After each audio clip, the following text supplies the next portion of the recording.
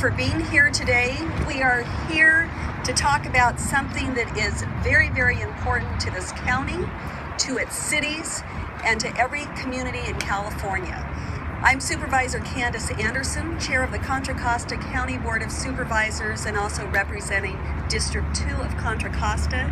Today I am joined by several other elected officials, and I'd like to introduce them to you this morning. Mayor Luella Haskew of the City of Walnut Creek, Mayor Rob Schroeder of the City of Martinez, Vice Mayor Ron Leone, who's over here, and you'll hear from him in just a few minutes as well, and Vice Mayor Jim Diaz, who is from the City of Clayton. Today, we're talking about transportation funding. Our roads are crumbling, they are congested, and they are certainly filled with potholes. According to a report released last summer, 15 of California's urban centers have pavement conditions that rank among the nation's most deteriorated. This same report puts conditions in California among the highest in the nation of the cost for car maintenance for our drivers. In the Bay Area, it's estimated that drivers spend $1,000 more each year as a result of the poor maintenance of our roads. The longer we wait to address these needs, the worse they become, and of course, the more expensive they become to fix. Today, we're standing here at the intersection of State Route 4 and Interstate 680. We have a great project that we've been hoping to move forward with for some time that will increase both the capacity of this freeway as well as improve the safety in this interchange. The construction of these additional lanes was scheduled to go forward in just a couple of years, but because of decreases in our funding from the state, it looks like this project will continue to be delayed with no end in sight. We don't have a timeline in which we can accomplish this project. We have lost the funding that we had anticipated receiving, in large part because of the decrease in gas tax revenue. Cities and counties throughout the state of California, and particularly in Contra Costa, have been seeing a drastic drop in revenues. One revenue source that we depend upon in Contra Costa has been reduced 78%. In Contra Costa, when we need to move forward with a project to improve whether it's a roadway, our bicycle paths, our trails, other safety infrastructure that's needed, we have to cobble together funding, and that money is quickly drying up. That's why I'm standing here today. I'm worried about the projects throughout Contra Costa County. Our interchange project is not moving forward. Many more projects are not going to be able to move forward either. We're calling upon the state legislature, Governor Brown in Sacramento, to take action to ensure that our transportation network receives the funding that it desperately needs. Thank you so much for being here, and I'm going to turn the time now over to Ron Leone, Vice Mayor of the City of Concord. Thank you, Candace. Good morning. I am, as you heard, Vice Mayor Ron Leone from the City of Concord. I'm also President of the League of California Cities Division in the East Bay. 2 weeks ago, the California Transportation Commission, the agency that allocates state funding for transportation projects, cut $750 million in funding because of projected statewide transportation revenue losses. You know, a few years ago when the recession hit, at that same time, the state took $7 million annually from the City of Concord, and we were forced to tighten our belts and cut back by reducing city staff from 500 employees down to 400 employees. We also use what we call deferred maintenance for streets and parks. But the reality is that deferred maintenance really meant little or no maintenance. In 2014, we took a survey and found that street maintenance and pothole repairs were the number one major concern for Concord citizens. Because of this, Concord was forced to take out $22 million in bonds to begin addressing this issue. But this is not nearly enough. Now, this may be Concord's story, But as the League of Cities Division President for Contra Costa and Alameda County, I know that this is a story that reflects all of our communities. California motorists spend today an average of $762 annually just to fix repairs caused by poor road conditions. In 2014, a survey of cities and counties in the Greater Bay Area region found that we need nearly $22 billion over the next 10 years to bring our streets and roads into good shape. All of our communities are in dire need for more transportation funding statewide. And that's why we're here today. We're gathered here today next to the 680 Highway 4 interchange to drive home a message to our legislature and to Governor Brown to rev up their engines and pass a transportation funding immediately. Thank you. And now I'm going to turn this over to Michael Cunningham, Bay Area Council.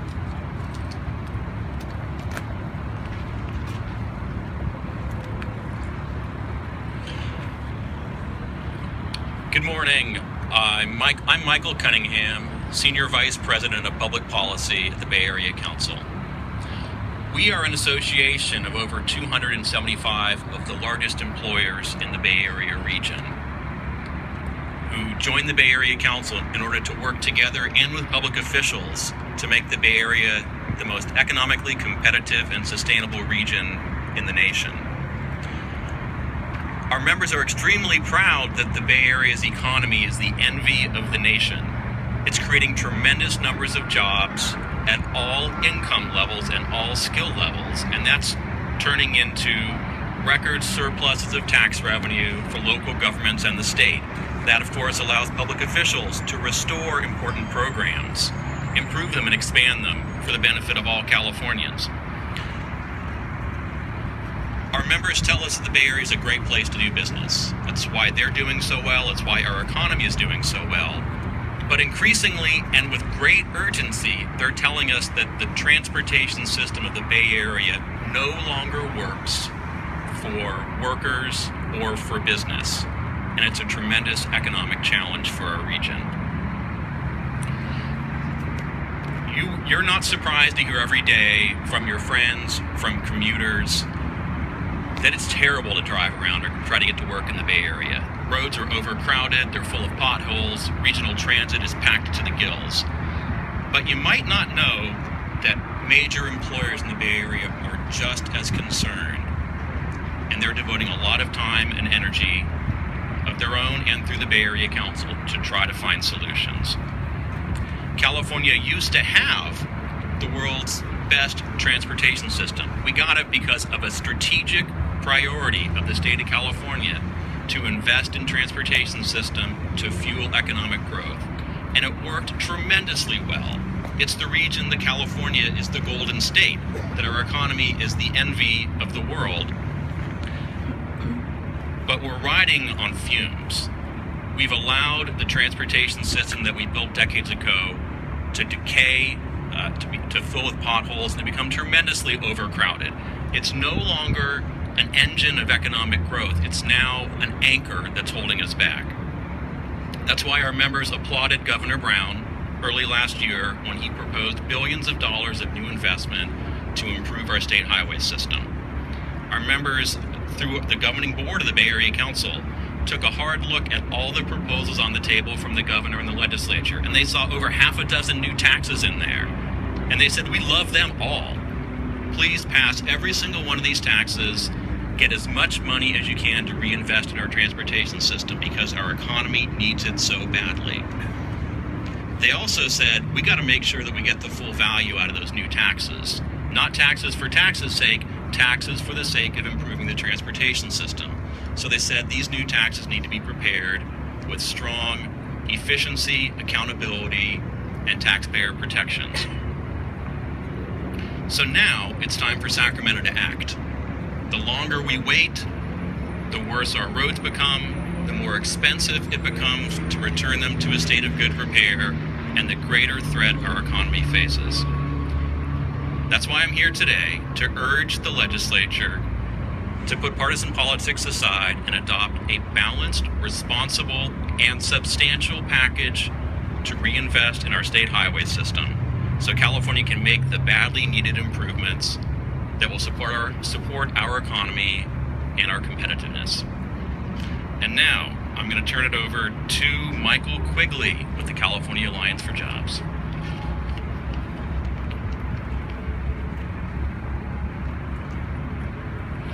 Thank you.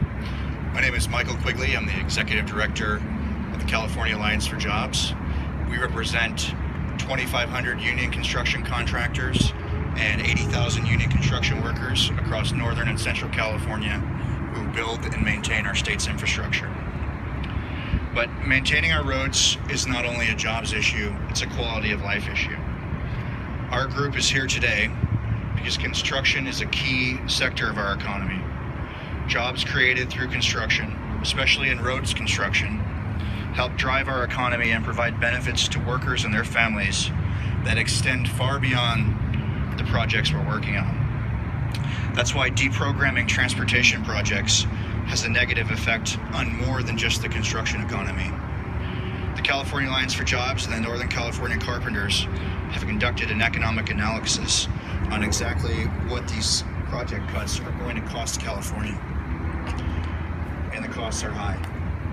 $3.1 billion in reduced economic output. 16,700 jobs at risk, including 5,800 prevailing wage construction jobs.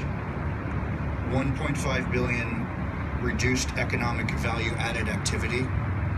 1.1 billion in lost personal income and wages.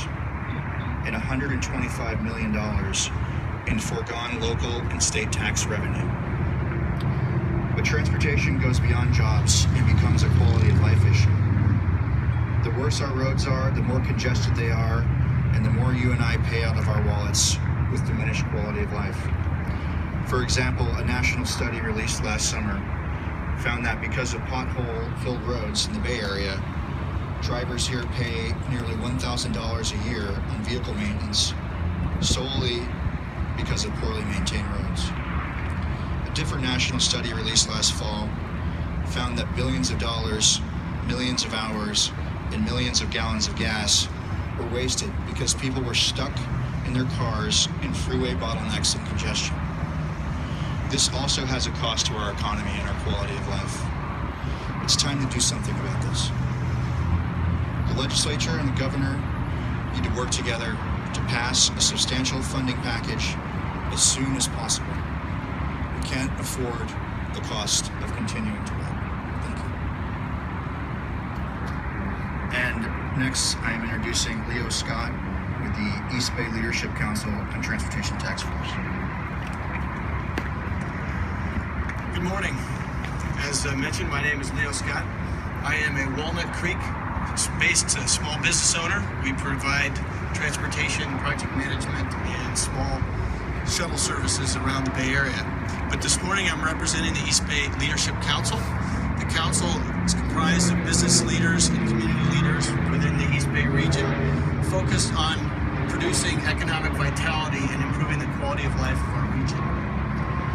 As many of the speakers have already said, over the past couple decades, city managers, city engineers, and maintenance managers at Caltrans have faced increasingly shrinking budgets for the delivery of rehabilitation and maintenance of our roads. The result of that is that a system once thought the envy of the world has deteriorated, and by almost any measure now is one of the worst in the nation. We've been penny wise and pound foolish, and what that's produced for us now is a very large bill, a $137 billion bill. $78 billion to cover the backlog of work on the city streets and roads, and another $59 billion for the state highway system. At the same time, our economy is growing, our population is increasing, resulting in a greater demand on our highway infrastructure. And what we see as a result is greater congestion and even gridlock. So we've repeated the same mistake, penny wise and pound foolish, and now the CTC has had to make a decision to eliminate $750 million worth of projects from its list of funded projects.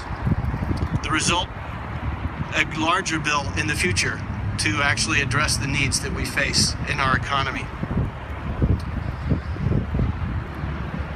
As a generation, we inherited a great system from our grandparents, our parents and our grandparents, a system, a transportation system, the envy of the world over.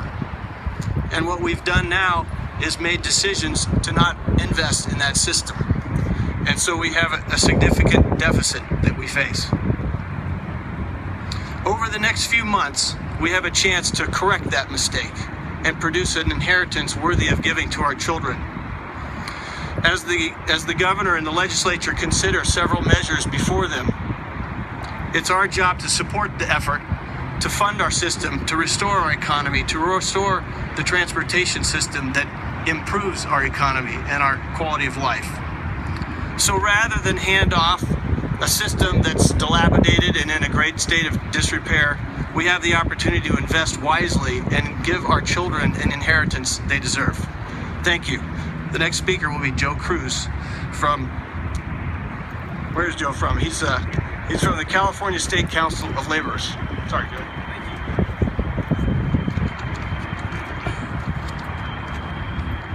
Thank you, Leo. Good morning. Again, my name is Joe Cruz. I am the legislative advocate for the California State Council of Laborers, and most important, I am a proud laborer. And first, I want to thank my brothers and sisters from Local 324 for being here today, led by George Griffin and Willie Hicks. It's these guys and these gals who perform all this work on these highways that keep our state going. We were once the envy, as some folks said, of the world.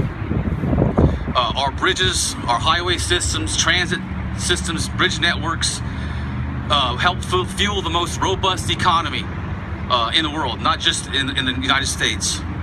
But unfortunately, over the last 20 years, state officials have largely unfunded transportation.